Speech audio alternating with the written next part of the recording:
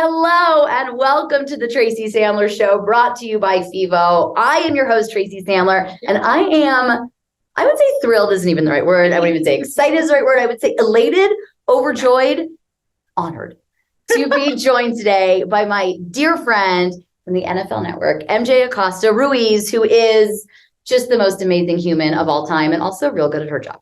Oh, thanks, Steve. Listen, I'm so happy that we're doing this and that we get to do it in real life. I know. In person, Tracy. We get to do it from where This is a rare occurrence. It's a very rare occurrence. Like normally, MJ and I schedule dinner about 3 months in advance. Correct. And usually one of us has to change it at least one time. Yes. But this is so exciting. We are coming to you from where a place that I have decided is the coldest place on earth. We are in Colorado Springs, Colorado, because the San Francisco 49ers will be playing the Arizona Cardinals in Mexico City, Monday Night Football. You may say to yourself, it's not cold in Mexico City. Why are they there? I'll tell you why. The altitude. Yes. And also, Kyle Shanahan loves these week-longs.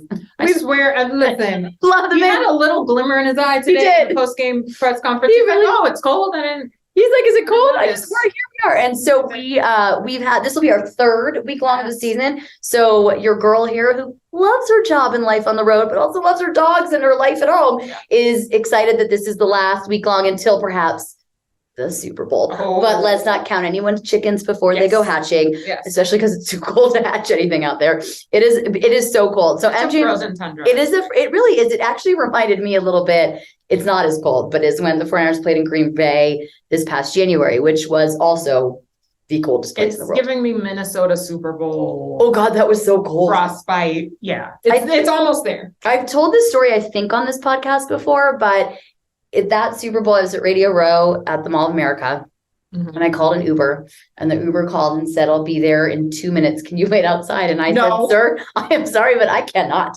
You will just let me know when you get there and I'll come out because it was so cold. You honk the horn, I'll come out. Exactly. And I came running out. So today at practice, we're only out there like 20 minutes, by the way, but it sure felt like an hour and a half. It was, and it's gonna be colder tomorrow. It was just really, really cold. And they all didn't seem to, I can't really tell if they minded or not. No, they minded. Tebow Samuel, you guys, please make sure you go to my Instagram at Tracy Sandler. I have a video on my story of Debo hiding, like deciding whether or not he was going to come out. He did come out. Then I have a video of him dancing to keep warm, which I totally appreciated. The kickers and punters were deuces. Yeah, they were not. And I can't even blame them. I'd be like, I'm so cold. I mean, and it's just funny because in Santa Clara, it's not that cold. It's like a similar temperature as it is to Mexico City, but the altitude, that part was interesting. They did all say that they felt the altitude. And I asked Brandon, like, where exactly? And, when you're running, you're coming back from a play and all of that. But MJ, let's first talk this cold practice we enjoyed sort of together. And then let's talk about this game on Monday. It's the last international game of the NFL, but start with practice. What did you see today? You used to be with us all the time. So this was a bit of a reunion. So what did you see out of the red and gold this afternoon? You can tell that this is one conversation I was having on the sideline there, that most of the teams don't practice the way the Niners practice. And it was a conversation I was having around the depth of the team. And that's why they practice the way that they do, because whoever comes up is ready to go, just like if he was a starter, which is what you assume like all NFL teams do. Right. But there really is very little, if any, drop off when you get a second or third string guy who steps up. And we've seen it time after time after time on this team when guys go through major injuries. Remember Raheem Mostert? No one knew who Raheem was. We all knew what he was capable of. And whatever the circumstances was where he got his shot, but he went on such a run for this team, showed what he was capable of in the year that they made it all the way to the Super Bowl. And so there's so many pieces like that on this squad. So I saw more of that today on the practice field. I would like to unsubscribe from anything that is this cold ever again. Even though I literally volunteered as tribute. I pitched coming to practice. So I wanted to be prepared for the game on Monday night. I haven't been around the team in person in a really long time. If I'm covering a game, you know how it goes, Trace. This is your life every single day. It sure is. You got to be there. Absolutely. However, I forgot that they were coming to Colorado Springs. So I was like, oh, what? Day trip to Santa Clara? Cool, no problem. 45-minute flight to SJC. I'll be right back. Wrong. Yeah. I'm freezing. That's where it all worth it, goes though. wrong. It is definitely worth it. And there is something to being at practice. And actually, I'm glad you brought this up because I want to say this for people who like don't necessarily know what a beat reporter does or what it's like when you're covering game throughout the week. Because I've had people say to me before, because they just don't know, why do you go to practice every day? Do you just like it? I'm like, oh yes. I just love watching those gentlemen run up and down the field for 20 minutes, but because we're not allowed there past that. But it's really the same thing as a player doesn't just go to the game. A lawyer doesn't just show up for the trial. Like you have to prepare. And so you're right. Being there, even knowing about the cold and the altitude and how everybody reacted to it will help you better prepare for Monday's game. No question, especially when we are the ones that people rely on to give them a different perspective, a different context. Because quite honestly, you can find every stat in the world on your phone at your fingertips, but we're here to bring that extra layer, the stuff you don't see on TV, the stuff that you may not even read about in an article. It's those in-between moments that nobody sees that it's one of the things I miss the most about being on a beat for a specific team. It's the intricacies and all the layers and nuance to a player and to a team that really makes it all come together. And it makes it so much better for me when I'm watching a game because I'm like, oh, he was practicing that drill extra hard at practice. So I know he's excited about that, right? Like it just brings that little extra level of joy. It really does. And it's funny because people ask, because you guys may not, I'm based in LA, but I like to say I'm bistatal. It's complicated. It's complicated. It is complicated, but I like to say I'm bistatal. That's where I go. I spend half my week in the Bay, half the week in LA, and then the rest of the weekend wherever they are. Yeah. So I say that, but there are people who said to me like, oh, why don't you just go cover the Rams or Chargers? Like, no, I've been doing this 7 years. Like you're invested. I'm invested. Like I know this team, I know these coaches, I know these players, and it does make a difference and the intricacies and all of it. So it was fun to have you there. Even though we were freezing, and tomorrow I need to get better gloves before heading out to practice. More layers, more. I don't know if it was the only thing is my gloves. I have the ones that I can type, but they don't do any good because I can't type anyways. My fingers are too cold. So I got to get like another, set of gloves. So that's now you guys have a little insight into what I'll be doing before practice on Friday, as you guys are listening to this podcast, which will come out on Friday. So that's exciting. But okay, let's move to Monday night. We have the 49ers versus the Cardinals. Maybe Kyler Murray's Cardinals, maybe Colt McCoy's Cardinals. Honestly, guys, if I'm the 49ers, I'm hoping for Kyler Murray for sure because Colt McCoy just carved them up last season. You guys might remember us when they went 3-5. It was like a whole hot mess. But we have this game. We have this game on Monday night. The Cardinals are struggling something fierce. 49ers seem to have gotten their groove back. The great Christian McCaffrey has made quite a difference in the offense, though not as much of a difference in terms of points as you would think yet. They're scoring, save playing the Rams. They're scoring in the 20-ish, low 20-ish points every week. So what do you kind of think you're going to see out of the game? And then we'll talk about the significance of it. Well, I think the fact that the Cardinals did stay in Arizona, they didn't go to a higher altitude. There's something to be said about that because it is a stark difference. I mean, even if you're just walking down a hallway or walking up a flight of stairs, let alone playing a football game, you feel it immediately, even if it's a slight altitude change. Yeah. And the altitude in Mexico City is gnarly. So Colorado Springs is actually the closest they're going to get to it in the US comparatively. But it's pretty dang close. I was here with the Rams in 2018 before the Mexico game that wasn't. Yes. That ended up which they got in LA. Yes. But it's the same concept. And Shanahan spoke about that today. He got some insight from other coaches about how beneficial it was, even just training. I don't know if you've noticed people who do like obstacle course races or who like love to hike. They'll train with the gas masks on. Oh, and it's for that to somewhat, it's not the same as going to the altitude, but it mimics that kind of like tightness in your chest. Like you feel like you really can't breathe and you have to train for it and to it. So I think just having that is going to allow them it's one less thing for them to worry about, right? Their bodies are already adjusted. They've acclimated to that. So it should allow them to have full range in their game plan and their scheme. So I expect to see an all-out attack. But what I have liked is sort of the balance offensively that we've seen from the 49ers. So like CMC is here and we're like, oh, well, that's it. They're going to run hard. We know Shanny loves a run game, but we've seen Brandon Ayuk get really involved in it. I have a feeling, a little inkling. I love an inkling. That we'll see a little bit more from George Kittle than we have been able to this season yet. And I don't think it's any fault of George's. It's just we're going with what's working, right? Absolutely. And I think Shanahan does love to run the football. Yeah. And again, like you said, going with what's working, which early on in the season very little was actually working for the 49ers offense, no matter what was happening. They seem to have gotten, first of all, Jimmy Garoppolo did not have an offseason, did not have a training camp. So there is something to getting back into football shape, getting that shoulder, back into shape. He said last week, kind of, it is what it is, but it's getting better and better. There's that, getting his chemistry back. And I've heard the argument many times, well, he's run this office for all these years. Yeah, but when you haven't been together in practice and when your receivers were practicing with someone else entirely with a completely different skill set, it changes things. So we are seeing them coming together. It's been kind of fun to also watch them bond with Christian McCaffrey. We saw the Warriors game the other night. Juszczyk, Kittle, Garoppolo, McCaffrey. Hilarious. So funny. All the Warriors cheerleaders. I mean, didn't even acknowledge the other three.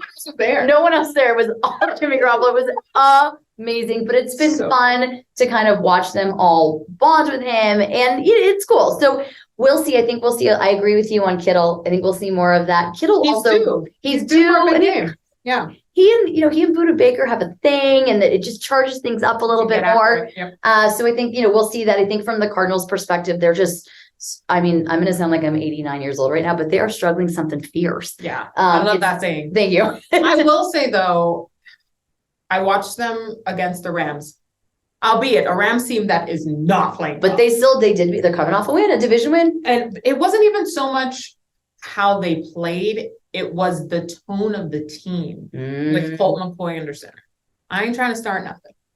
I'm not. But I'm just saying, I'm just an observer. I'm a reporter as part of my job.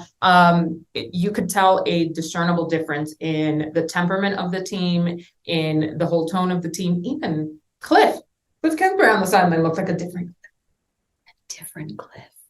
That's, by the way, going to be the name of his autobiography, A Different Cliff. I think it'll be a tougher fight than I think people are anticipating.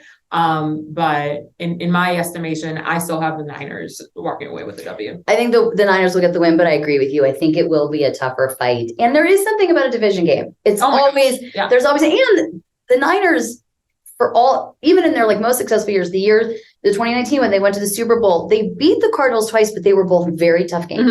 And they always play each other well. And that's the division thing. So we'll see. We both are picking a Niners victory, but I will be keeping an eye on this tone and on this different cliff. I'm telling you, a tale of two cliffs. Like a tale of two cliffs. So let's talk about this. Is the last international game of the season. We saw a game in Munich last weekend between the Buccaneers and the Seahawks, and now we have our last international game of the season. Mexico City. The 49ers have not played an international game in quite some time. In a long time. And it should be a fun one. Vivid Seats reporting that it's going to be 82% 49ers fans. So the faithful travel well, but also there are myriad. I love that word. Myriad of 49ers fans in Mexico City. Yeah, they are one of, especially when you look at U.S. Hispanic, but when you look at the Mexican fan base specifically, the 49ers are one of the top 5 teams in the league with the fan base there. And that is statistically backed. I work a lot with the NFL international team, with NFL Mexico, these are facts that I'm telling you. So that's not surprising to me in the slightest. Well, I think it's going to be fun. It's going to be great. I've never been to Mexico City, so won't be there long, but metropolitan. I'm excited to be there. So, other than your George Kittle inkling, any other surprises you think we should look out for? On game day, I don't know. There's always random celebrities who pop up at these games, especially because Mexico City is a very big city. It's think New York all in Spanish, right? It's a big destination. But I wouldn't be surprised if we see one of these guys that I'm talking about, that one of those guys who is not a huge name on the roster, suddenly have a big breakout game. Well, I want to talk for a minute. He's not that he's not a huge name, but I want to talk about Elijah Mitchell for a minute, because when you talk about Raheem Mostert, and then when Raheem Mostert went down last year, it was Elijah Mitchell time. And Elijah's battled a number of injuries in his very short career, but he got hurt in week 1. He came back last week, and we saw he carried the ball a tremendous amount of time. The 49ers ran the ball 41 times, just got it. It's like a Kyle Shanahan dream. Yeah. I mean, that man, he loves a week long, and he loves to run the ball. So he was just a Kyle Shanahan dream. And I think Christian McCaffrey was asked today, he's really never been in a position where someone else is there to take the workload. Yeah. It's been all Christian McCaffrey. He's been the workhorse all the time. And so to have the two of them is such an advantage. And we saw Elijah Mitchell run the ball just fantastically the other day. So I'm also curious to see if we see a little more of McCaffrey in the passing game. because obviously we know that he More than fell there. capable. More. And then I think the cool thing, and we didn't see as much of it last week, but each week I think it'll be a little more and more. You have two dual threat offensive weapons on this team in Deebo Samuel and Christian McCaffrey. And Deebo was asked last week, what would you call it? If you're a wide back, is he a back wide? And Deebo was like, I have to think about it. I don't know. But run wide? A run wide, maybe a run wide. I like a run wide, and also a quarterback, because we thought both of them have thrown touchdown passes. Crazy. I think we're gonna see, you got Monday Night Football, division rival, Mexico City. I mean, I think this is gonna be like a Kyle Shanahan bag of tricks. Yeah, he's just gonna pull out all the stuff. Like so many people are throwing touchdowns. Juwan Jennings can also throw a touchdown pass. We may just have a myriad of touchdown passes from a variety of people, but I think it's going to be really fun. But I do feel like we're going to see a big game from Elijah Mitchell. And the other person, Brandon Ayuk's last 4 games has had 80+ receiving yards. And we're just seeing him, he had a little bit of a rough week last week in terms of dropping a touchdown and a fumble, but that's football. It happens. But I think we're also very due for like a major Brandon Ayuk 100-yard receiving. And I am going to say it right now. I love it. 100 yards or more for Brandon Ayuk. I love it. I'm going to go with that. So I'm going to say that, and I'm going to go piggyback on your Kittle, and you're going to get a Kittle touchdown. Yeah, for sure. Over 100 yards receiving for Brandon Ayuk, and Jimmy Garoppolo will not be the only player on the team to throw a touchdown pass. Those are my fun predictions. I think that's all on the board. I mean, I love that. And then who quarterbacks? Who's to say? You know what's even not funnier, but even crazier? Both Kyler Murray and Colt McCoy are on the injury report right now. So honestly, you guys, I might quarterback for the Cardinals, which I would totally do it. I actually did tweet the other day, put me in coach. Someone said to me, and I tweeted, put me in coach. And I mean, like, I wouldn't do it well, and I probably wouldn't last long. Like, probably I get one play, but I would do it for sure. It'd be fun. Oh my God, it'd be so fun. Estadio Azteca is live. I don't even think the 49ers would be mad at me. I think they'd have to understand. No. Well, also, they definitely wouldn't be mad at me because I'd be terrible. It'd be the best thing to happen to them. They can't be mad at you. They can't be mad at me. So I feel like this is really going off the rails, but I'm just, Cliff, if you're watching, taking a turn. I'm available and I'll be there. I'm sure he's considering all options. I'm sure he's like, can someone pull up that girl from the podcast real quick? Someone said I volunteer as tribute. So anybody have any film? Do you want to give me a score prediction? I'm terrible at them, so I wouldn't be mad if you don't. I'm not that bad at them. I think I would love to see more than 30 points. Okay. 49ers. Okay. But let's be conservative. Let's say 30-25. I'm going to go closer game. We deserve a close game. 31-24. We deserve a bad. I'm going to go 31-24. Yeah. And yeah, I'm going to do that. I like it. Okay. Okay. MJ, thank you for joining. This was so much fun. Of course. It's a blast. You guys, if you like what you heard, and I know you did, please make sure to follow us on Instagram at Fangirl Sports Network. Please make sure to leave us a 5-star review. We are brought to you by FIVO. We are brought to you by Bet Online. We are brought to you by ButcherBox. We were just like brought to you by all the things. Make sure to tune in on Monday night. MJ, where can everybody find you on social? MJ Acosta TV across all platforms. Pretty easy. I'm on Instagram at Tracy Sandler, on Twitter at 49ers Fangirl. And with that, I'll see everybody next time. Bye, all.